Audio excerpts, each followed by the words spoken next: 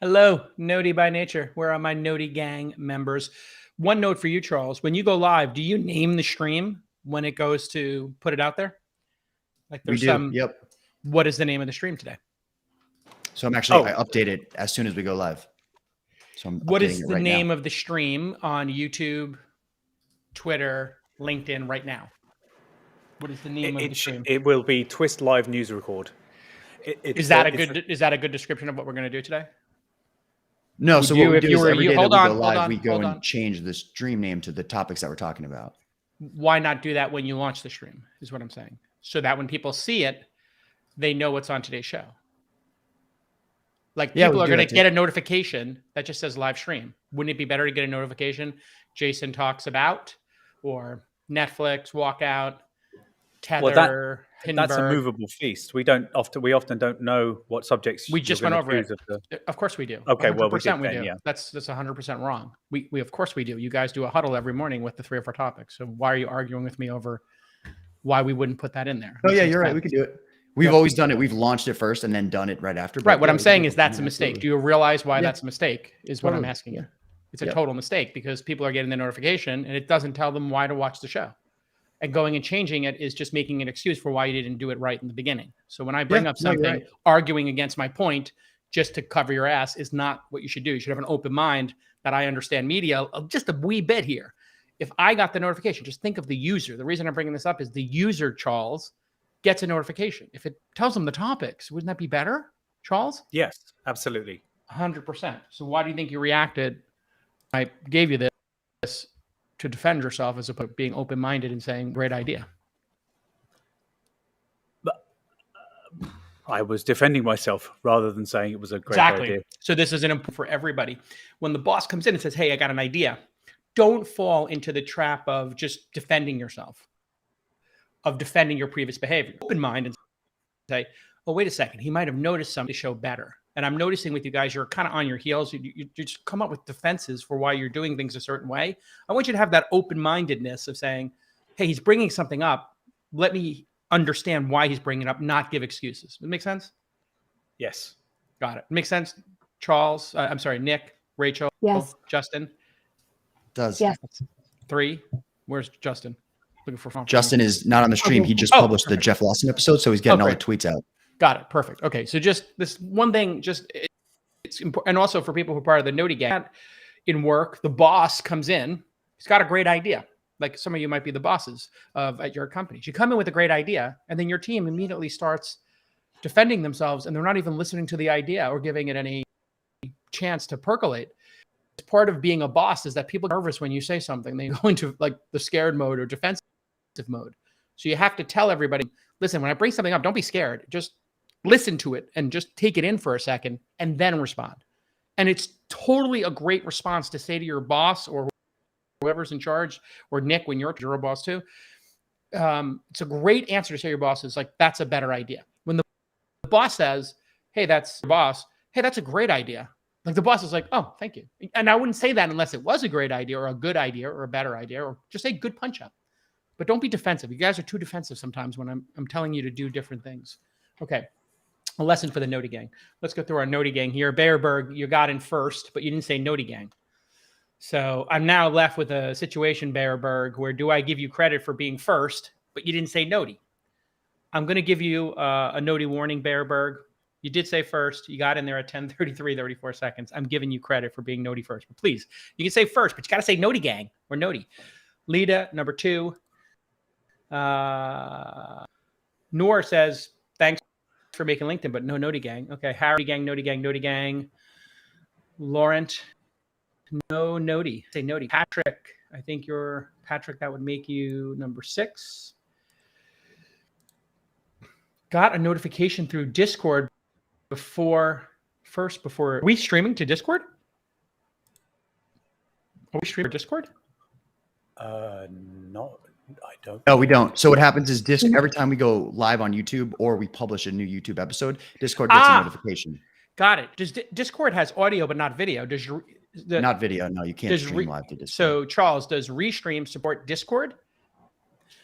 That I don't know. I can look into that right now. Yeah, great. Perfect answer. All right, now I can't even go through all the noties. I'm not going to say the numbers. I'm just going to say hi to noties. Carl, Amir, Connor, Aaron, Spade 2351, Famous, Lists, Greenhouse. On this side, you're coming at them aggressively, which makes folks defensive, especially on a live public meeting. Oh, James, stop. That's a very good point. But don't. You're supposed to defend me, James. Yes, it's a live stream. But people need to be able to take feedback live as well. That's what we're doing here. We're trying to show you. So everybody's got to get used to the fact that there will be feedback live. Just like I say to them, did you notice the other day I asked the team to rate my intro and admonish them for giving me too high of a score?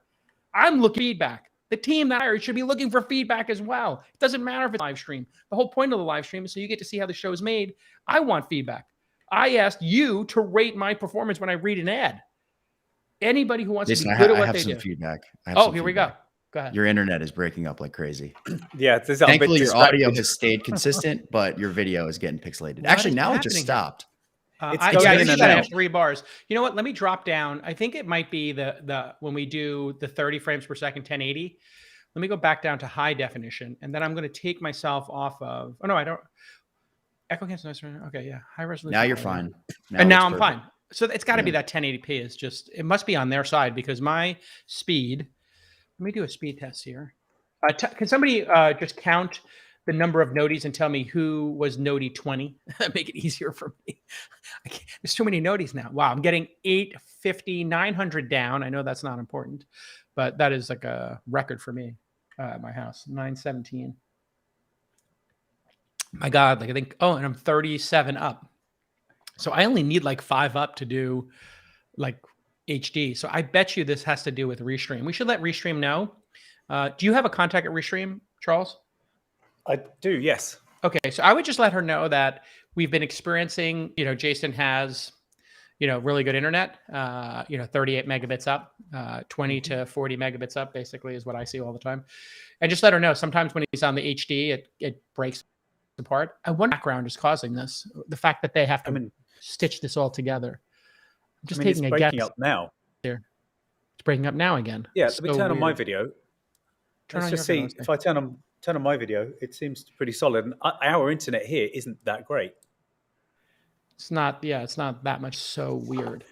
And I am full. Mayor Joban Putra was nodie 20, by the way. Oh, great.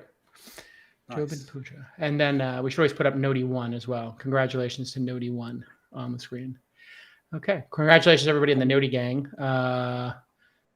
This is so weird that I'm breaking up. I don't have anything running. Oh, you know what? I wonder, let me just load my activity monitor. For people who are in the tech support space, how would you tech support this? I'm looking at my data sent. I'm at 3.5. I'm currently sending packets out. Where's my speed? You know what? The activity monitor network is not very good because it doesn't give you a live feed of it gives you cumulative packets in and out, and it gives you data received. There's got to be a tool.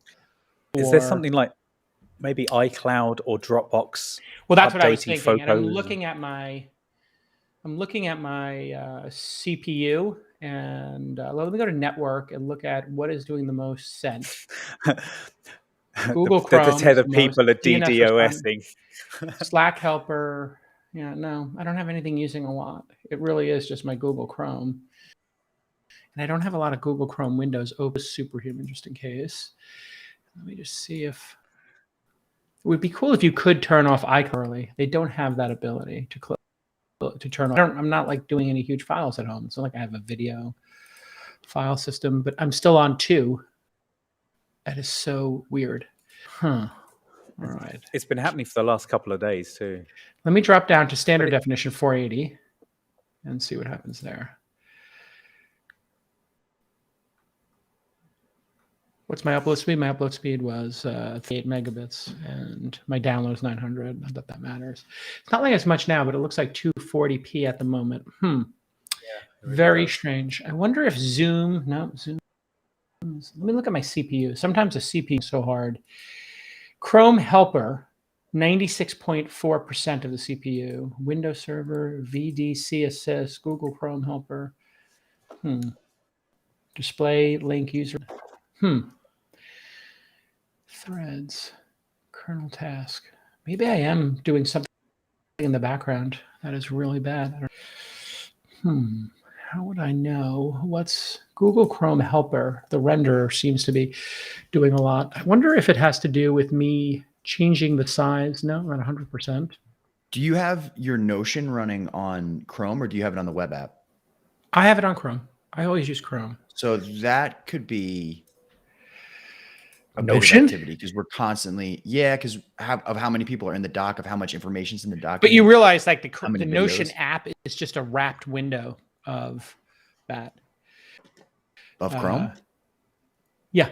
Same thing with Superhuman. I guess having the app though, you can see itself on the activity monitor, whereas on my CPU load is not high. My memory is 11 of 16 gigs of physical memory used.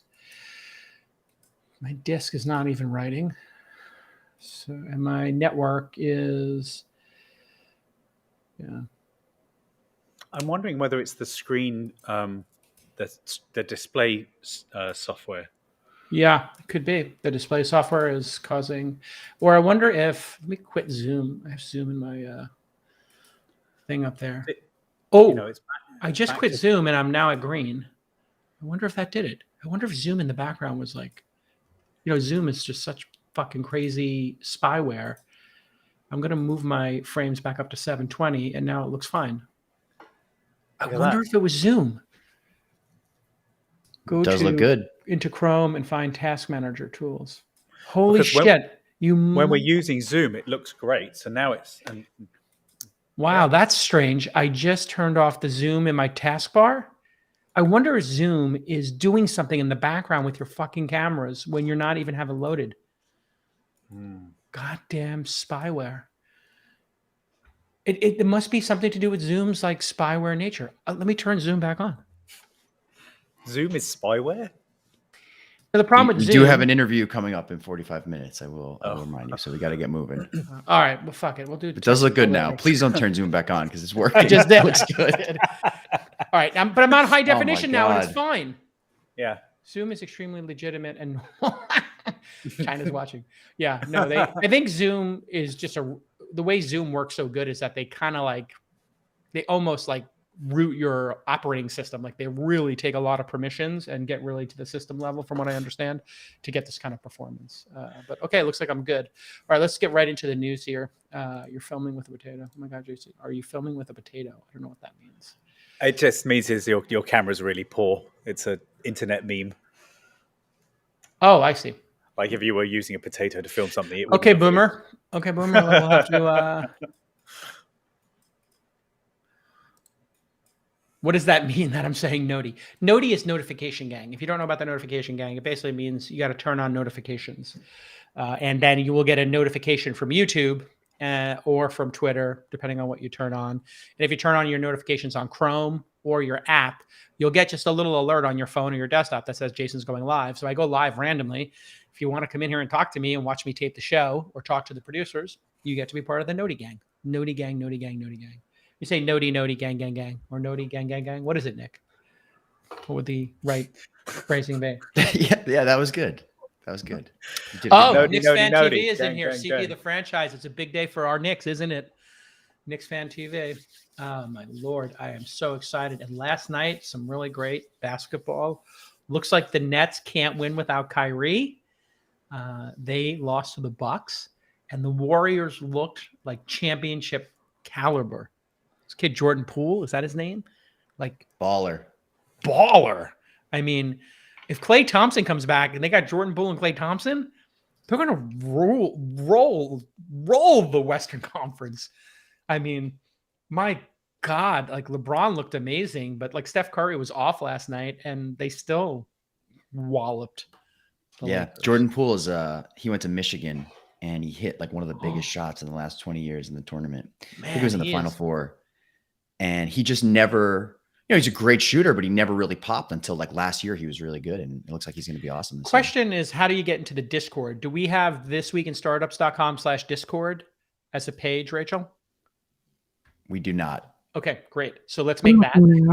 And then on the Slack, let's also put the Slack is for talking about the show producing and the meetups. And we also have a Discord we're experimenting with. So on both of those pages, promote the other one. You can join too, right?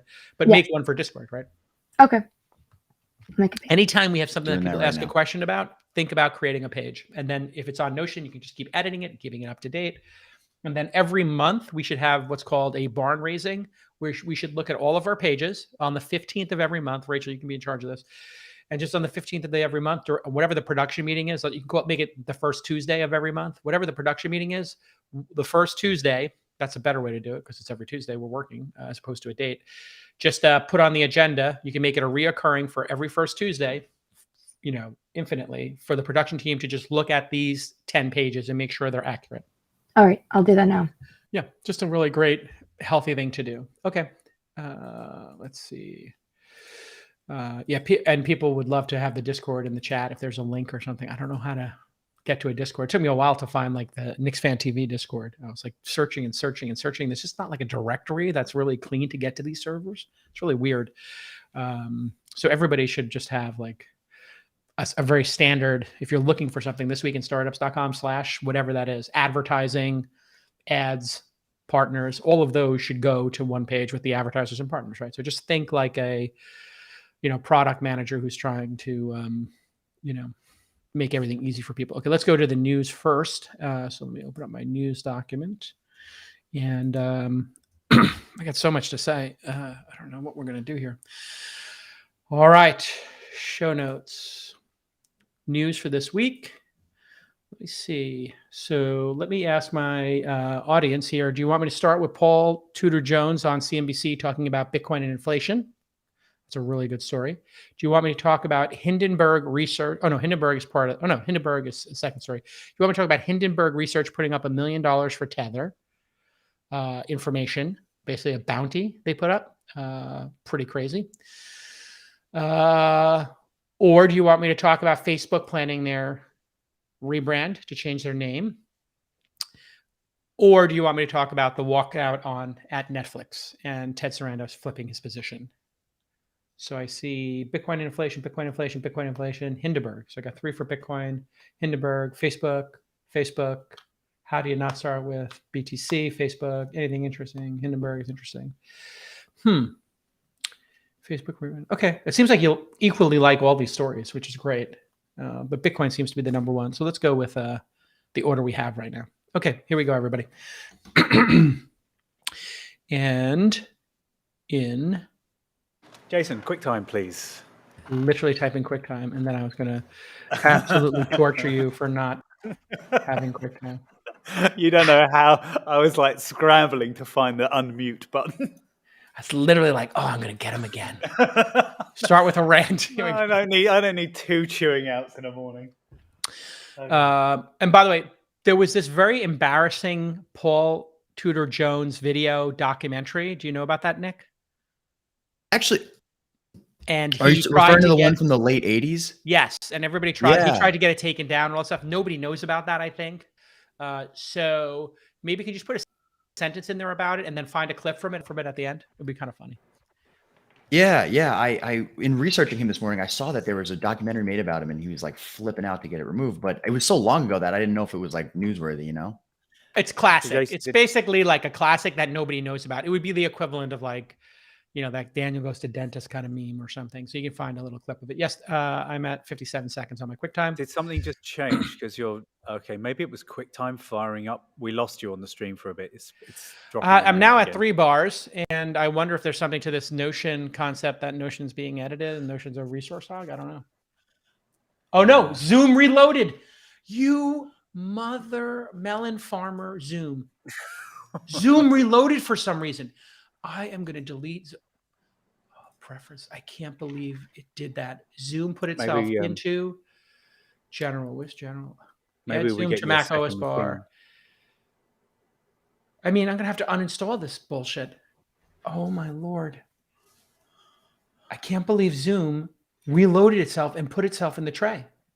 See, now it's crystal clear. Look at that. Perfect. I can't believe it. I just quit it again. All right. If it happens again, stop me midstream, even if I'm in a sentence, and just say video. Yep. So if there's ever an audio or a video problem, just say video, audio, immediately interrupt me because we're live to tape. So I like this. On watch documentaries online on the website on the page for the Tudor documentary. It says above it, video unavailable due to a copyright claim on behalf of Tudor Investment Corporation. So they're scavenging the internet, getting this thing knocked off. It's got to be like 5-10 seconds clip. Yeah. That would be fair use. Everywhere. Like a 5 or 10 second clip would be fair use. It's probably on BitTorrent. Where we can't take stuff down. Or, hey, Noti Gang, go find the Paul Tudor Jones band documentary and put it into the chat. 3, 2. Okay, everybody, welcome to This Week in Startups. We got a big news day today, as well as my checklist of 3, 2. Hey, everybody, welcome to This Week in Startups. We got a big news day today. Want to talk about Paul Tudor Jones on CNBC. Wait, I'm doing the intro. I don't need to do the intro. 3, 2. Okay, everybody, in our first story, Paul Tudor Jones was on CNBC Squawk Box this morning talking about inflation and Bitcoin. PTJ, if you don't know, is a hedge fund manager. He's another billionaire. And he runs something called Tudor Investment Corporation. They have $44 billion in assets under management.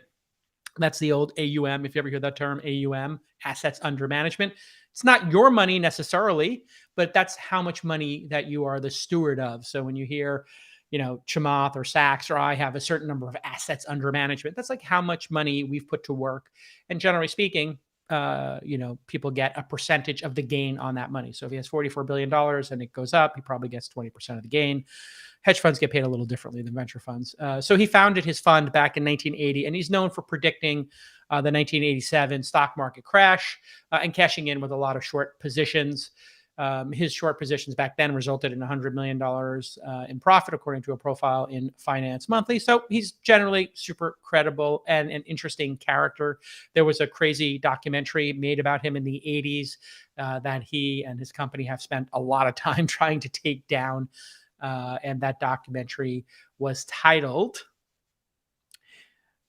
Traitor. The doc was titled Traitor. What an inspired name. So, PTJ talked with ARS, Andrew Ross Sorkin, Wednesday on Squawk Box. See, this is another example of restating something you've already said, Nick. So if you do that, it's like repetitive because it's the same as the title. So let's not do that. All right. So what topics did he cover on Squawk Box? Well, that's also a repeat. Okay. All right. So first up, here's a 47-second clip of PTJ giving his current thoughts on inflation. Very similar to the discussion we've been having on the All In podcast, specifically episode 51. I talked a little bit about the number of jobs that were available and the number of people who were not taking them and who were opting out of being in the workforce. I saw that as a very specific issue in the economy. I called it indigestion, and PTJ has similar thoughts. Let's play the clip, and I'll talk to you in 47 seconds. And it's pretty clear to me that inflation is not transitory. It's here to stay.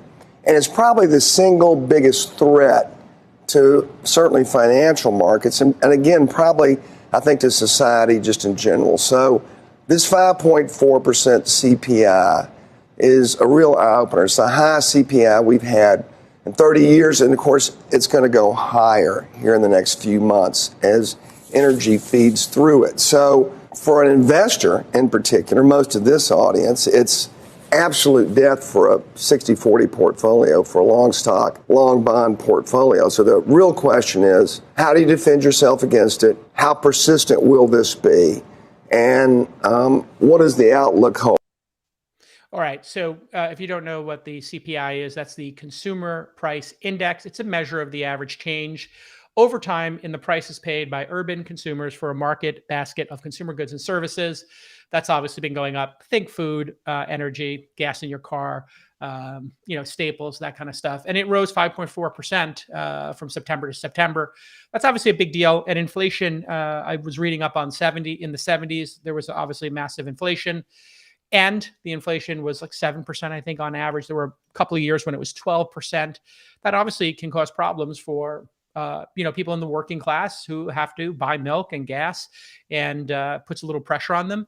But that pressure obviously means you got to go to work. So perhaps there is something happening here where, this will drive some people to take all the open jobs and maybe get off the sidelines because they need some money. But we pumped a lot of money into the system, and this is causing the indigestion. Then PTJ broke down why he believes inflation is not transitory. And this transitory debate, is a big one, because if this keeps going, if you know the rule of 72, this means if you take any number of time periods and you divide it into 72, that's how long it takes to double. So in other words, if you were growing 10% year over year in inflation, in 7 years, 7.2 years, the cost of goods would double.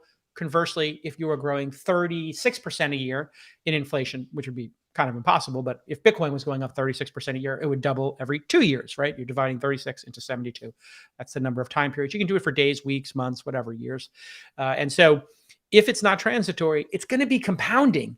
And that means every 10 years, the cost of jeans or your car or the gas you're putting in your car is going to double. Is your salary doubling in that same period of time? Well, if salaries are growing 4% on average, and let's say, consumer goods are growing at 7% or homes are growing at 12%, you have this delta, you have this gap between what people are making, what they can afford. And that obviously can cause a lot of pain and suffering in an economy. So I'll talk to you after this 1 minute and 45-second clip. A combination of structural and cyclical forces that right now are all rolling in the same direction to say that inflation can be much worse than what we fear. So let's just start with the cyclical forces first. We have the demand side of the equation, and that would be M2. M2's grown $5.4 trillion since the pandemic began. That's $3.5 trillion greater than what it normally would have. That $3.5 trillion, 16% of GDP, just sitting in liquid deposits that could go into stocks or crypto or real estate or be consumed. So that's a huge amount of dry powder that's just sitting there waiting to be utilized at some point, which is why inflation's not going to be transitory. Another demand factor would be we just raised benefits for Social Security retirees as well as military, about 75 million by 5.9%. That's just more fuel to the inflationary fire. The second big component would be the wage pressure that we've got. And the easiest way to see that is obviously job offers relative to unemployed. We're 10.4 million job offers, 7.7 million unemployed. It's clear that we have a structural issue in our labor force that's not going to be solved by 0% interest rates and quantitative easing. The structural issues are, first and foremost, we have a Federal Reserve Board that are inflation creators, not inflation fighters. All right, so there you have it, folks. If you don't know M2, money supply, M1 is like cash in your bank account. M2 is stuff that you can convert into money. So a money market account, a mutual fund, ETF, etc. So they like to put these M1 and M2s together, I guess, economists and finance folks. And his point is you could get that money and then go buy something with it that's not, the 60-40 portfolio of stocks and bonds that people would normally do. Obviously, crypto could be part of that, or gold or a home, etc. And people have a lot of money. And if they have a lot of money and they don't go to work, the money's sitting there, inflation is happening, well, the money becomes worth less. So if you had, I don't know, let's just pick $3,000 in cash in your bank account and gas was $3 a gallon. Now you can afford 1,000 gallons of gasoline. Okay, now it goes up to $6, and now you can afford 500 gallons of gasoline. Nothing's happened, but your money doesn't go as far in terms of buying food or buying gas or buying clothes. And he points out, the job conundrum that we have right now. Jobs are, especially entry-level jobs or, starting your career jobs or flex jobs that were, minimum wage, $7-8 all the way up to $12 are now $18 to $35. A lot of them didn't have benefits. Now they have some amount of benefits or even full benefits. Some of them are coming over the top with, we'll pay for your associate's degree, like Amazon or Starbucks. I mean, people are really putting a lot of pot sweeteners out there to get people off the sidelines. And I think this M2 issue, just tons of monetary supply, is what's causing the problem. If people needed money to pay their rent, if they needed money in order to put food on the table, they would go to work. If they can get by with working 10 or 20 hours a week as a gig worker, or maybe working for 3 months and then taking 6 months off, you could do that too. And so I think there's a great reassessment going on. We have only 7.7 million people unemployed, but we have 10.4 million jobs out there ready to be filled, and they can't get filled. So this is, for me, I think it's indigestion. It's going to take a little while to clear up. People just, like going to a buffet. You ever go to that, like, all you can eat buffet? I have 3 rules. I don't do all you can eat food. I don't do buffets. I don't do cruises. I find all of those like gluttonous and just horrible experiences. It's kind of what's happening in the economy. We had this like stimulus checks. We had rent abatement. We had bonus unemployment. All of these things we did for the right reasons. But then we poured all this other stimulus in, quantitative easing, people buying, the government buying stocks. All of this stuff in combination is creating this massive indigestion. It's not good for the economy if people are not working. And if people are not working, you have the secondary issue, which we've been discussing, which is the supply chain. We don't have people driving trucks or taking, containers off of container ships. And people have money at home. They're buying stuff on Amazon. They're stockpiling food or, Clorox wipes or whatever they're stockpiling. And you can't process all of this without people going to work, which is why UBI is, something you hear rich people and liberal people, I think, talk about all the time. And I think they talk about it with like a great sense of kindness, but we're kind of running a UBI experiment right now. And the upside of it is that it's given massive empowerment to employees. They can sit on the sidelines until the offer is so good they can't turn it down, which, I mean, getting abused as a flight attendant or being abused as a clerk in a store or a waiter is just not worth it. No amount of money is worth being abused the way these maniacs are coming in and yelling at people or punching the host or hostess at a restaurant because they just asked to see your Vax card or asked you to put your mask on, whatever. It's not their fault. Please don't do this kind of stuff. People going crazy on flights. Like, people are just opting out of these horrible jobs and they just don't want to deal with it anymore.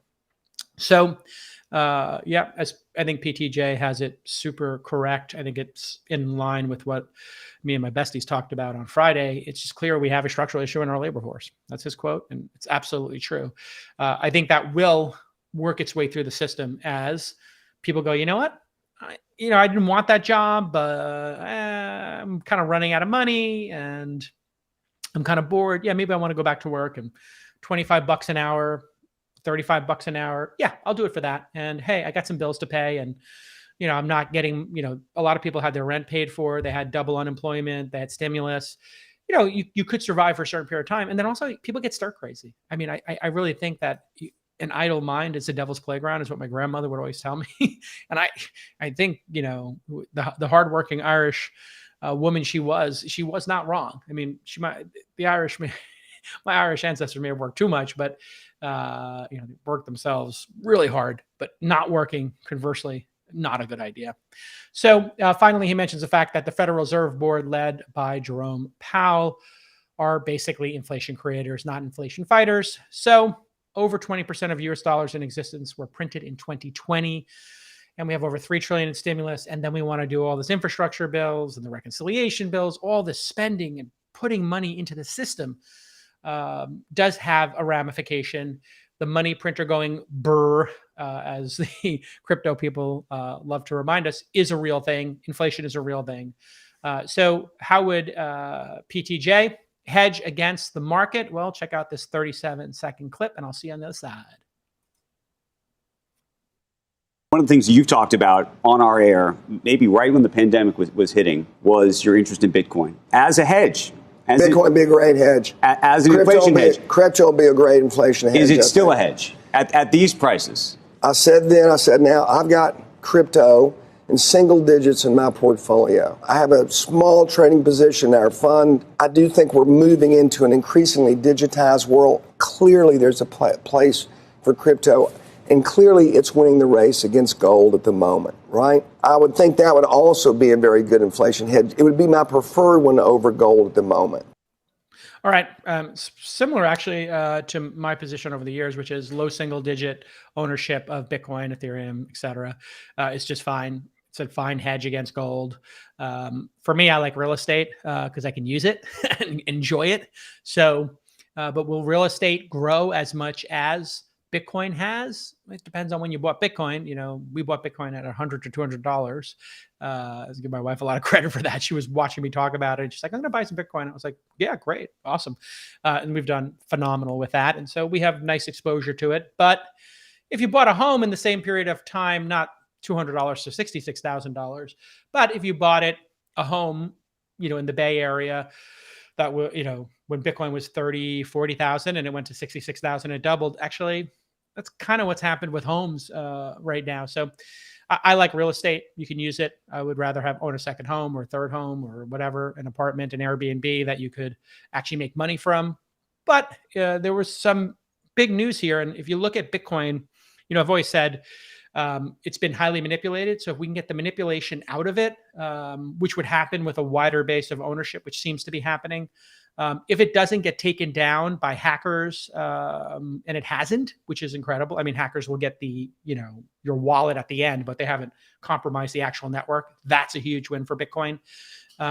If if authoritarian nations don't interfere and take over the Bitcoin networks, that would be a big one. We saw that happen with China.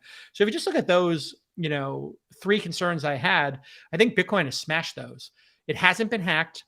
It's no longer in China with an authoritarian regime that could really do crazy things with it. And it seems like it might be less manipulated now because so many people own it.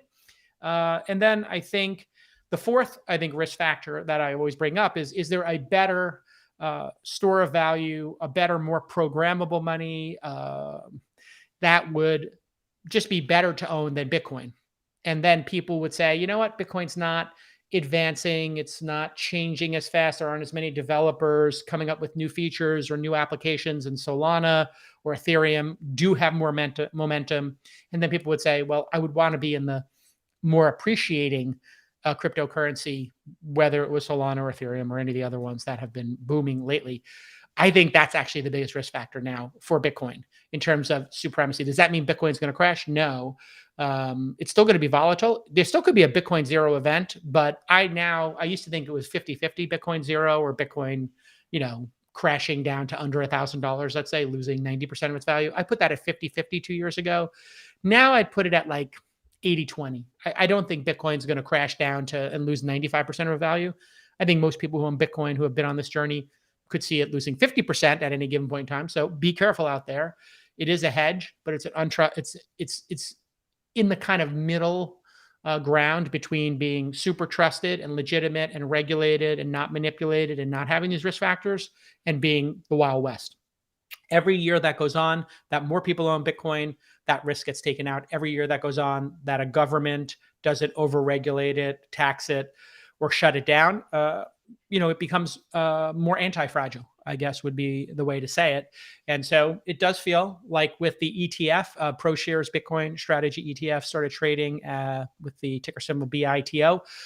That is another example of people being able to trade it just by buying a ticker symbol. And Yahoo Finance explains it pretty simply, quote, rather than mimicking the price of Bitcoin, the ProShares ETF tracks the price of Bitcoin futures contracts between two parties to buy or sell the cryptocurrency at an agreed upon price. And it's up 6.6% in the first 2 days of trading as of this taping. So there you have it. It's a great day for people who are in Bitcoin and who are Bitcoin maximalists. It hit a new high. Congratulations to everybody. That doesn't mean if you're massively up, I still don't advise. Like if it's 90% of your net worth, is that a good strategy? Probably not. I mean, if you're a 25 or 30-year-old and you don't care about losing all the money, maybe. But again, my advice if this is over 50% of your net worth, buy yourself a home, buy yourself a second home, pay down your debt, whatever it is. I don't believe in this, like sell everything you own and own one asset. Like some people sort of position, you just want to own as much Bitcoin as possible forever. It just seems like a dangerous strategy in terms of diversification. So I've been thinking about inflation a whole bunch, and I've come to a conclusion personally. I've been talking to my besties about it on the group chat. I believe that two great places to be is where assets are created. This is just a theory I have. I would love to get feedback from the audience. You know how to get me, jason@calacanis.com, my first name at my last name, or DM me. And this is Jason's inflation trade, if you will. I believe that incredible value happens at company formation or when builders build a house. Kind of two similar things, right? If a builder builds a house, they have a plot of land, they build a house for whatever, $500 a square foot. So they bought the land for $1 million. They built the house for 500 square foot. They built a $5,000 square foot house, and they sold it here in the Bay Area or in Austin for, let's say, $1,200 to $2,500, right? Well, they've now taken, what is $3 or $4 million in cost and made somewhere between, $6 and $15 million in value, depending on how hot the market is. So if you look at, that inception point, when something is created in an inflationary environment, my thesis is, well, then you get to sell that asset and it's increasing in value. Good place to be. So I like startups. I like early stage startups. I've always invested that's why I started the Launch Accelerator. That's why we're doing the Founder University program, which we were going to have 50 founders in it. We now have at founder.university, 100 people are going to come to the first class. Those 100 people, we get to meet them as they're creating their companies. And right as they're creating their companies, we can invest in their companies. We assume that since we're hosting Founder University for 12 weeks and teaching them everything we know, they might let us on their cap table. So for me, just keep plowing money into early stage startups. I think those are the best. If I was a builder, if I was my brother Josh, who's an electrician and plumber and, really handy, like I would be building homes. Like literally, if the inputs aren't super expensive, which for homes, the inputs are getting more expensive. For startups, yeah, the inputs might be, the valuations are slightly higher, but so much value is being created that I think if you are there and you're creating things in the world, NFTs are an example of people creating things in the world, art, restaurants. If you can create something that has massive value and is increasing in value as time goes on because of inflation, then you get to ride it, right? And you get to ride it from when the wave is just starting to hit the shore, and you get that nice long ride, right? And you ride your winner. So nobody knows what's going to happen, but I do think it's going to be two more blowout quarters for Wall Street. If you look at all of the companies on Wall Street, all of the stimulus means more people are buying stuff on Amazon, more people are signing up for Netflix or Spotify or taking, using DoorDash or Uber.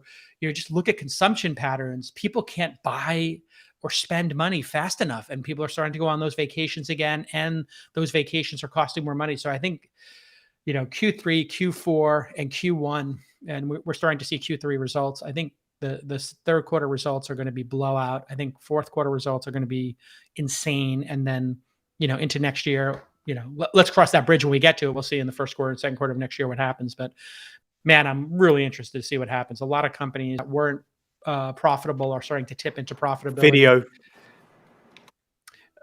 Okay. So those are my thoughts. I think we make that work. Jason. No problem. No, that's what I asked you to do. And not turn on, so I'm not sure why it's doing that, but okay. It's a little bit low res. Let's wait for it to come back in, and then maybe you can just. I'm going to put myself to standard definition again, and see if that actually helps. And then we should definitely get on the line with Restream and see what happens. And if Restream, we should talk to the CEO. I've been emailing with them. It's not Zoom again. Zoom did not load. I don't see it. I have my activity monitor up, and I just saw that my packet's uploading.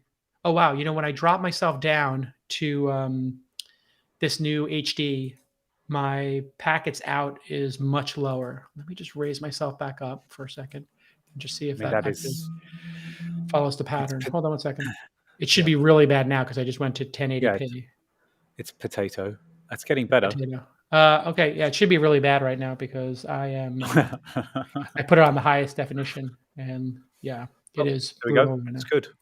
It's good again. Okay, yeah. So this might have something to do with our host. I'm going to just put myself on standard definition just until we get this resolved, so I have the highest possible. Okay, let's go to. Do you want to hit the clip from the Trader documentary? Oh yeah, 3, 2, and Nick, one more thing. When we have clips from other shows, are you taking out the empty spaces in them and like making them shorter? Like when I throw to a clip from Andrew or Sorkin, you are? Yep, all those were cut tighter. Okay, so they're nice and cut tighter. What do we think about just making them 10% faster? People wouldn't notice, right? The trouble with that, I don't know. That's hard. I mean, we could try it and see if people notice. I think that's the easiest way to do it. I'm just thinking, like, if I can get quicker into the end of it. So maybe what you do is, instead of making it 10% faster, can we just try being a little more aggressive on supercutting them? Yeah. So we'll call that a supercut, and let's see if we can supercut them just a little tighter. And I'll make a note to the audience that we're supercutting them. Just so, because I did notice one of them, like it seemed like Andrew skipped a bit, and I was like, oh, that's great, because you took out an or an etc. Yeah. We won't speed up the audio because some of you are already speeding up audio, and then that could cause problems with the pace I speak at. All right, 3, 2. And finally, here is the opening scene from the 1987 Trader documentary. I'll just take you out with a quick 35-second clip.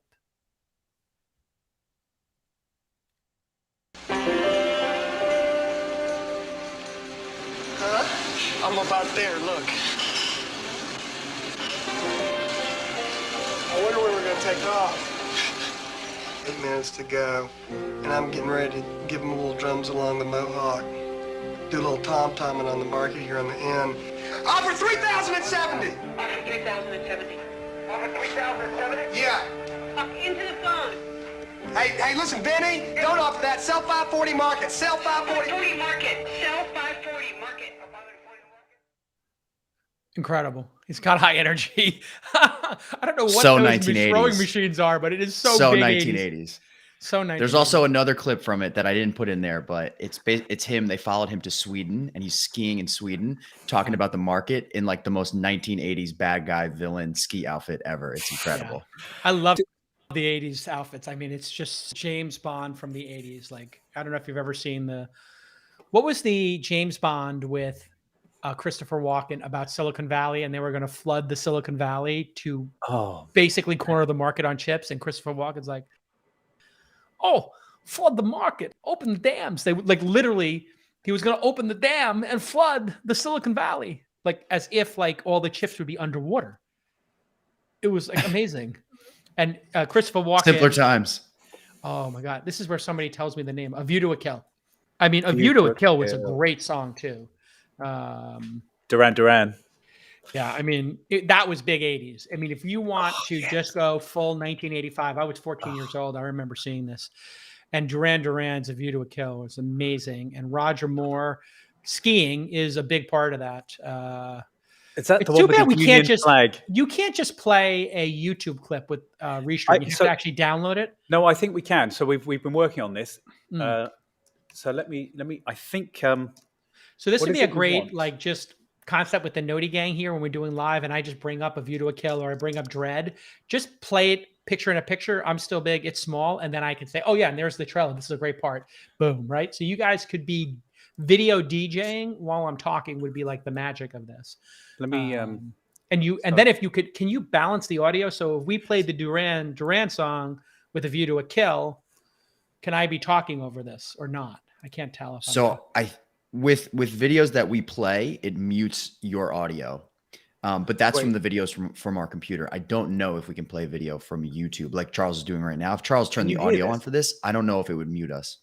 We can't hear it now. No. Okay. So I don't know how you pipe it in. No, so Justin and I have been working. We've been working on this. All right. Hang on. I think.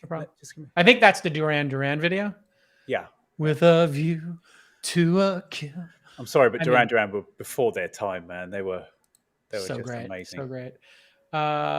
Mayor says, I'm super sad today. Missed Founder University completely. Don't worry, we're going to do it again. We're doing it quarterly. We're going to do 100 founders in the first one, and then we'll do 100 maybe 200 in each of the next ones. So we're going to try to scale it, double it each time is what I asked my team to do.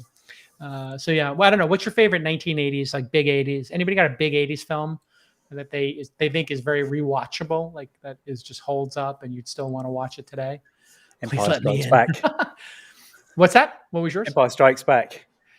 Empire Strikes Back. Yeah, absolutely. Like, Empire Strikes Back and Blade Runner for me, or Blade Runner. Indiana Jones, director's cut. Indiana Jones for Breakfast Club, The Outsiders. Breakfast Club. Is it Ferris Bueller's Day Off? Forget about me. Anything John Hughes. Yeah, Back to the Future does hold up too. I would say I agree. Top Gun. Top Gun was that 1988? No, Top Gun. I don't think it's Oh, not with Tom Cruise. No, not for me. Oh man. Poor Tom Cruise. They were shaming Tom Cruise's Botox or something at a baseball game or something. Oh my god. He's getting old. Just leave him alone.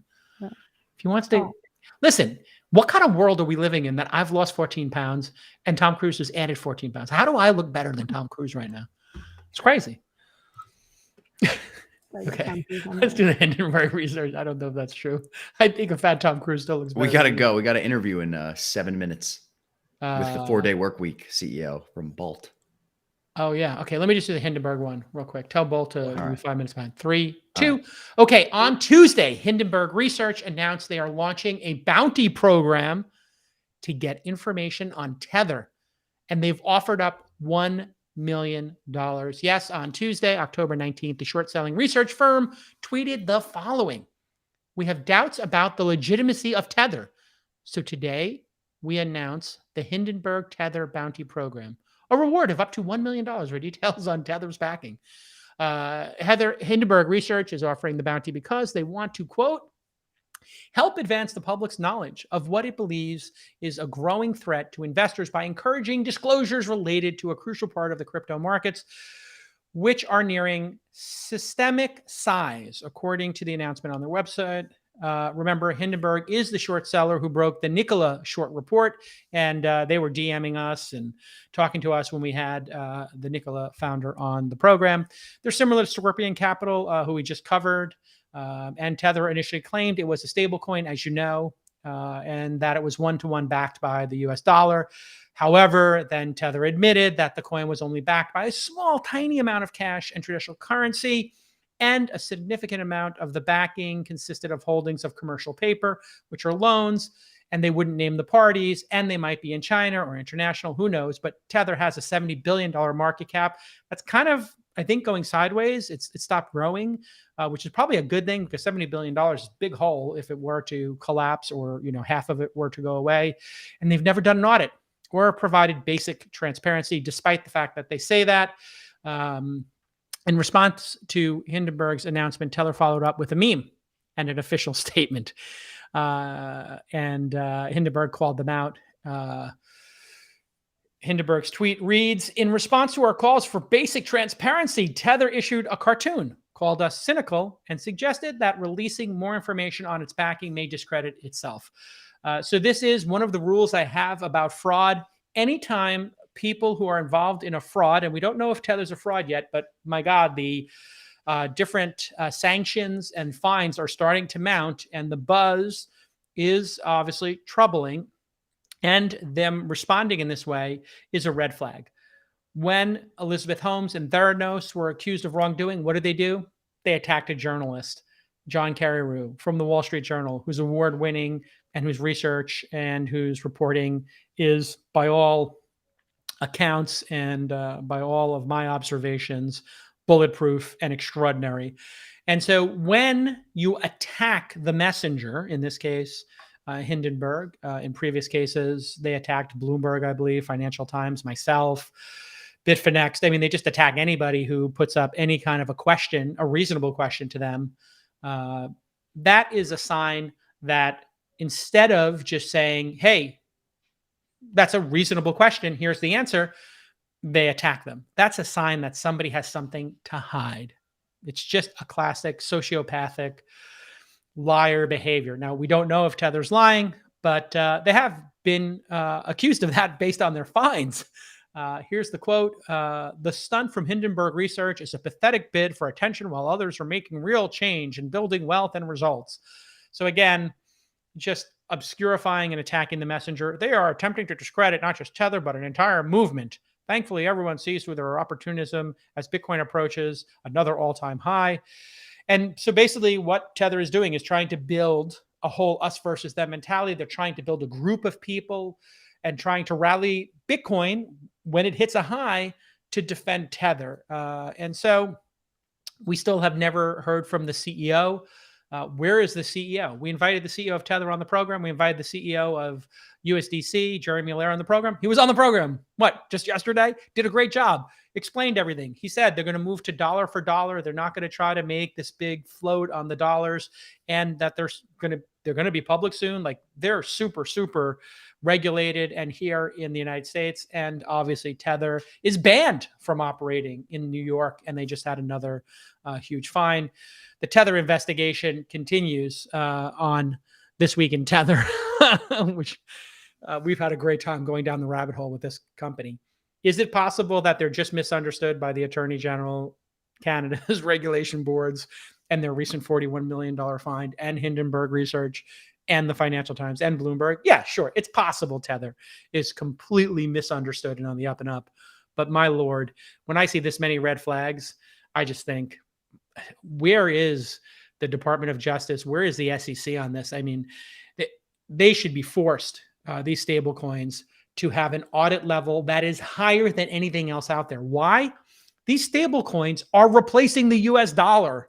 They're designed to replace the US dollar. If they're replacing the US dollar in people's, trading and bank accounts and how they're doing commerce in the world, this better be on the up and up. I mean, they've basically created their own currency, and people are using it as a replacement for the US dollar. It should be regulated and arguably should be taxed, and it should be audited. It should have the highest level of scrutiny, not the lowest. It should be run by the most serious and the most ethical and by founders and CEOs who will go to jail, if they don't do it properly.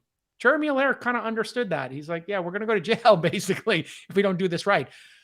Well, I think if the Tether CEO is, with Logan Roy in Croatia or wherever he went on the first episode of Secession on Sunday, like, I'm guessing the Tether executives are in a jurisdiction that has a what is the term when you can't extradite somebody? A non-extradition treaty. That's what it's called. So I'm wondering if the Tether executives are currently in a place where they don't extradite people. I'm wondering. And Ripple, that's another one, XRP. Don't get me started. All right. Let's go to our next news story. It's going to be to startup checklist.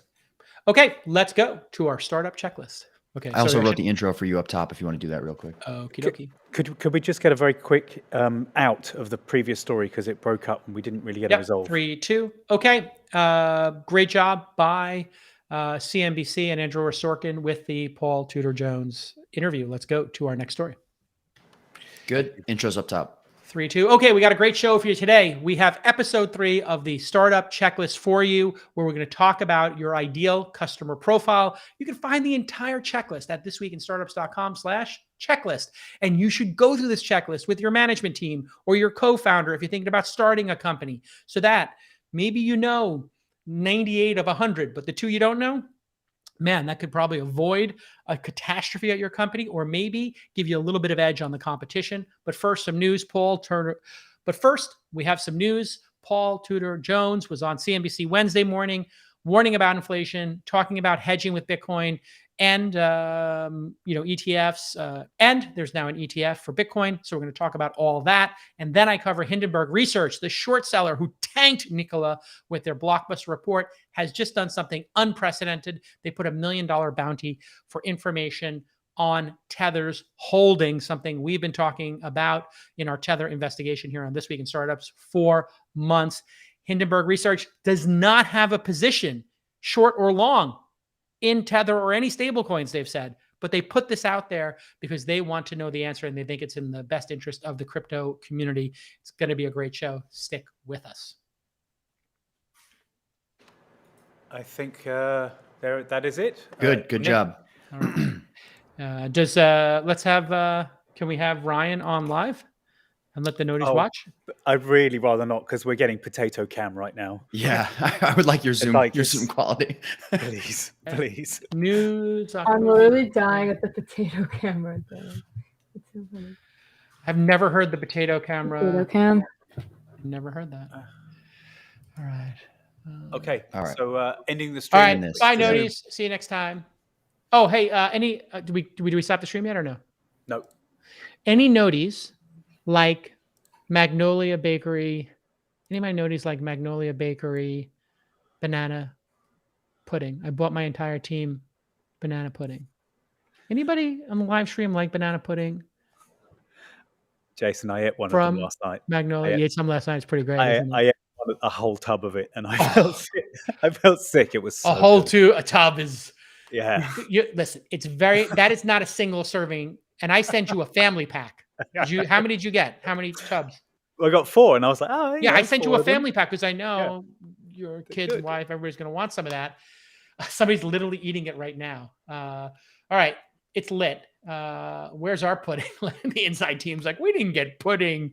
All right, inside team, get me an event with 10,000 attendees, and I will send you all pudding. 10,000 signups for an event like meetourfun.com happening next week. Everybody check out Meet Our Fun. All right, so let's pick somebody who was in the Noti gang today. First 25. I'll just ask somebody on my team to randomly pick somebody. Actually, let's just do it by order. Who was the first person to say Noti? And if they are still on the stream, they get the Magnolia Bakery family pack. And then pick the second person and the third person. And so who were the first 3 people to say Noti gang today, Rachel? First 3 to say Noti gang. And I'm going to send them from Gold Belly. Not a sponsor of This Week in Startups. Crazy. I think I we got may it. have to. Who are we my may first have 3 to noties? review. First 3 noties. Restream doesn't keep all of the. Oh no. All of the noties. Oh, but but we I can do. review. But Oh, she there you does. go. There you go. I screenshot them. So the first person you actually said though wasn't Noti, and Right. So no here. Noti. Okay. Linda, I'm so sorry. I'm gonna butcher your last name. Lida Liber Paolo. If you're still on, L I. If you're on, say pudding. Yeah. Harris Ahmed Khan is number 2. Say pudding. Say banana pudding. Put a banana and emoji then up. Are we doing 2 or 3? Well, just keep saying their names 3. until somebody says banana pudding. Patrick. Oh, Patrick's on all the time. He better be on still. Patrick. Zen Fenning. Lita said pudding. Lita, are you in the U.S.? Did? Lita, are you in the U.S.? And then we can send you pudding. You got to be in the U.S. because I don't think they do international. Patrick came up too. I'm outside the U.S. Dang. Oh, no. Lita, tell us if you're in. Jason, we have a guest waiting. Okay. Does he want pudding too? Nope. But thanks anyway. Okay. And Patrick said he wasn't. God dang it. All right. Anyway, Lita, we're going to send you something. Can we send you the Ember mug? Just DM Rachel. We'll send you something. All right. I got to go. I'll see you all later. Bye-bye. Bye.